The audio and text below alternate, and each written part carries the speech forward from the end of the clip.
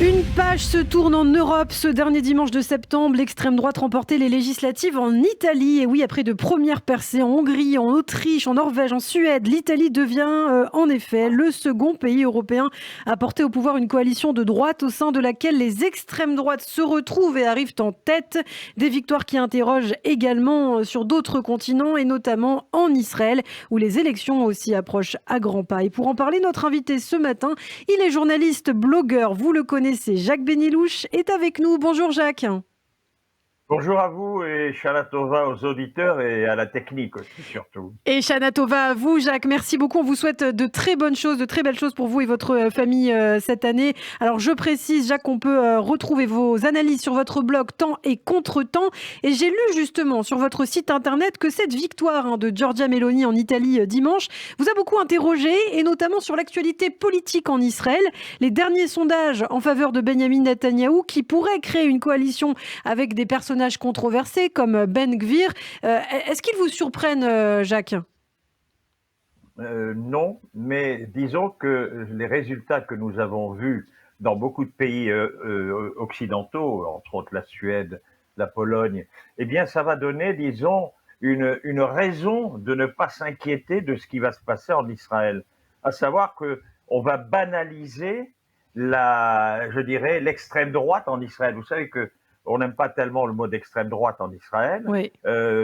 On estime que c'est un mot péjoratif, mais il n'y a pas d'autre façon de positionner un élément, je dirais, géographique. La droite du Likoud, eh bien, on va l'appeler la droite du Likoud, mais enfin, c'est l'extrême droite. Alors, ça va donner plus de poids au parti qui a été créé entre Smotrich et Ben Gvir, je dirais, deux nationalistes d'extrême droite. Ben Gvir étant beaucoup plus à extrême droite que Smotrich, eh bien, ça va, disons, justifier que Israël est comme les autres pays occidentaux, puisque lui aussi a une extrême droite et qu'elle pourrait arriver au pouvoir. Vous savez, pendant de nombreuses années, Netanyahou a tout fait pour interdire à Ben Gvir d'être à la Knesset.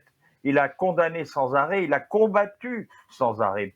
Mais les choses ont changé parce qu'il a besoin, il sait qu'il est très serré au niveau des élections, il a besoin de Ben Gvir pour équilibrer je dirais, sa coalition, et il lui a donc fait, je dirais, une courte échelle pour l'amener au pouvoir. Il a obtenu de Ben Gvir et de Smotrich qu'ils se lient ensemble, et effectivement, ça a un effet parce qu'on pense qu'ils vont avoir un certain nombre de députés. On parle, selon les sondages, entre 10 et 12 députés. Vous savez, les sondages sont très mauvais en Israël. Ils se sont toujours trompés.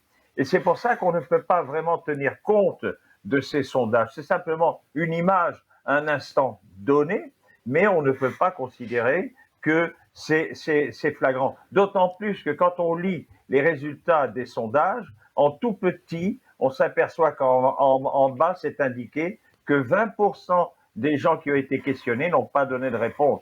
Donc, vous voyez donc qu'il y a un écart important. Et ce qu'il faut dire, Jacques, c'est que Benyamin Netanyahou a toujours refusé de s'allier avec Ben Gvir, mais ce qu'on voit maintenant, c'est que la fin justifie les moyens pour l'ancien Premier ministre.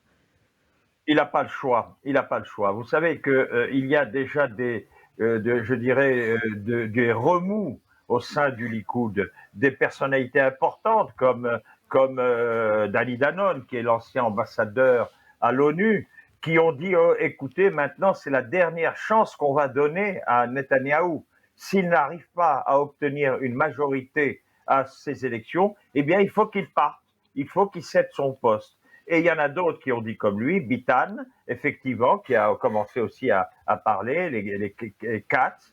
Il y a donc une certaine, je dirais, mauvaise humeur au niveau du parti Likoud, parce qu'on sait que si Netanyahou n'était pas à la tête du Likoud, on aurait eu depuis longtemps une majorité de droite de plus de 70 voix, parce que ceux qui ont quitté le Likoud parce qu'ils étaient contre Netanyahou reviendraient. Ce serait Lieberman, ce serait Gideon Sa'ar. Donc on sent que Netanyahou est le bouchon qui bloque la sortie. Alors on pense que c'est la dernière chance.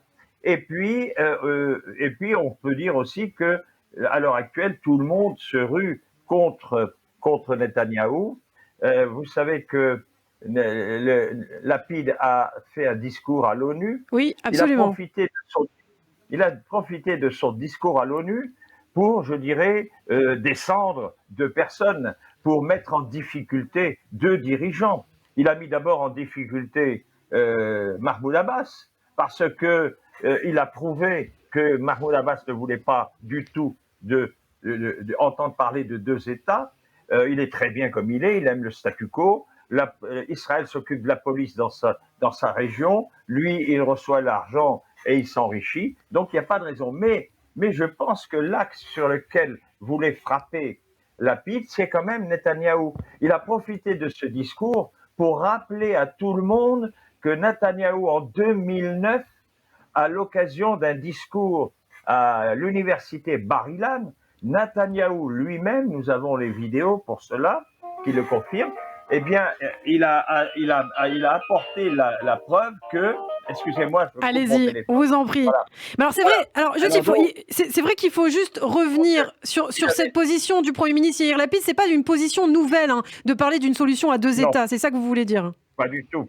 Voilà, c'est pas une solution nouvelle et il veut prouver aussi que Netanyahou l'avait prise en 2009. Effectivement, Netanyahou avait mis des conditions très draconiennes qui faisaient que pratiquement les Palestiniens n'auraient pas accepté. Mais c'est quand même le fait qu'il acceptait donc.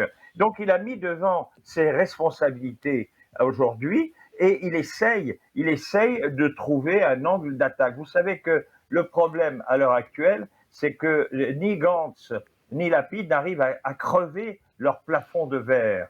Et donc, à partir de là, ils n'arrivent pas, malgré l'arrivée de Gadi Eisenkot, l'ancien chef d'état-major, auprès de Gantz, eh bien, on n'arrive pas, a priori, les sondages, si on croit les sondages. Il n'y a pas une vague brutale d'un coup de gens qui rejoignent Gantz. Donc, c'est pour ça qu'on a besoin de tous ces artifices pour dire, nous, on est pour deux États. Bibi le voulait aussi, donc il faut arrêter cette Mais histoire de condamner. Mais ce qu'il faut dire, c'est que du côté des Israéliens, seulement 36% des Israéliens sont en faveur d'une solution, entre guillemets, à deux États, selon un institut de la démocratie d'Israël. Alors, est-ce que ça, c'est un sondage fiable? Est-ce que c'est ce qu'on peut entendre de la part des Israéliens, vous qui êtes en Israël?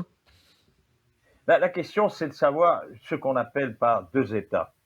Il y a beaucoup en Israël, beaucoup de gens, beaucoup de populations qui sont lassés de tout ce qui se passe au niveau des problèmes sécuritaires et qui ont tendance à dire, bon, il est temps que maintenant les Arabes soient chez eux et nous, chez nous. D'autant plus que les statistiques et de grands organismes de statistiques montrent que de plus en plus, la population juive se restreint par rapport à la population arabe. Cela voudrait dire qu'un beau jour, nous serons en minorité en Israël. Donc la question, c'est que tout le monde pense qu'il faut un État, mais lequel? Et c'est là la question, c'est qu'on ne sait pas quel est l'État que l'on voudrait. Alors, il y a ceux qui disent on veut annexer la zone C, là où il y a toutes les implantations, et puis on crée une barrière solide entre la zone A et B pour isoler complètement cette zone d'Israël. Là, je pense que beaucoup de gens seraient intéressés parce que ça permettrait de mettre, je dirais, les Palestiniens à l'écart. Parce que la question qui se pose, c'est que quand on dit qu'on est pour un État ou contre un État, la question c'est qu'est-ce qu'on fait des populations arabes? Personne n'est capable, à l'extrême droite, ni à la droite, ni à la gauche, on est capable de dire ce qu'on fait de ces populations arabes. Alors certains disent, à gauche évidemment, on va leur donner la nationalité israélienne. Vous voyez un petit peu le drame que ça pourrait faire, Oui. c'est-à-dire que nous ne vivrons plus dans un État juif. La majorité, ou du moins presque la majorité, va être arabe dans un pays juif. Et donc, et de l'autre côté, vous avez ceux qui disent, c'est pas grave, on annexe et on donnera un statut de résident privilégié aux Arabes, mais on ne leur donne pas la nationalité. Ils n'ont pas le droit de vote, ils seront simplement admis chez nous, supportés, acceptés par nous. Et là, ça voudrait dire, à ce moment-là, je n'ose pas prononcer le mot, ça voudra dire de l'apartheid. Quand une communauté, quand une minorité est mise à l'écart et n'a pas les mêmes droits que la majorité, ça devient l'apartheid. Donc c'est pour ça que quel État voulons-nous? Quel État palestinien voulons-nous? Le jour où les politiques auront défini exactement quelle sorte d'État ils voudraient, à ce moment-là, nous pourrons parler de là. Pour l'instant, nous sommes loin de cette situation. Eh bien, merci beaucoup. C'est très clair, Jacques Benilouche. En tout cas, on verra ce que nous réservent ces élections du 1er novembre. On aura bien sûr l'occasion d'ici là de se reparler et de commenter l'actualité. Jacques Benilouche, on peut retrouver vos analyses sur votre blog Temps et Contre-temps qui est mis à jour très régulièrement. Merci beaucoup et encore une très bonne année. Shana Tova, à très bientôt. À bientôt, Shana Tova, à vous et à votre famille et à tous vos amis. Merci. Et à la prochaine. Merci Avec beaucoup. plaisir toujours. Merci beaucoup, à bientôt.